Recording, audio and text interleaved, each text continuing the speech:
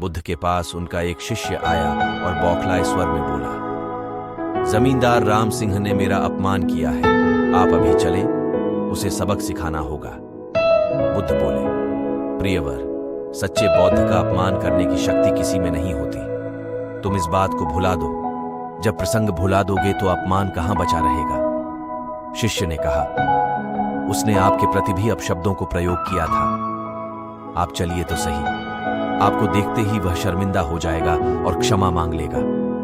इससे मैं संतुष्ट हो जाऊंगा। बुद्ध कुछ विचार कर बोले, अच्छा, यदि ऐसी बात है तो मैं अवश्य ही राम जी के पास चलकर उसे समझाने का प्रयास करूंगा। शिष्य ने आतुर होकर कहा, चलिए, नहीं तो रात घिर आएगी। बुद्ध ने कहा, रात घिरेगी तो क्या, रात के पश्चात दिन भी तो आएगा।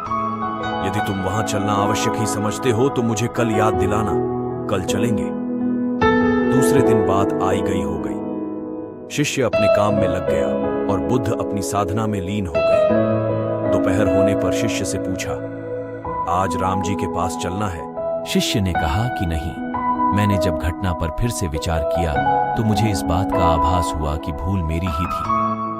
अब राम जी के पास चलने की कोई जरूरत नहीं है। बुद्ध ने मुस्कुराकर कहा, अगर हम तुरंत प्रतिक्रिया देने से बचें तो हमारे भीतर की कटुता समाप्त हो जाती है। शिष्य बुद्ध का आशय समझ उनके प्रति नतमस्तक हो गया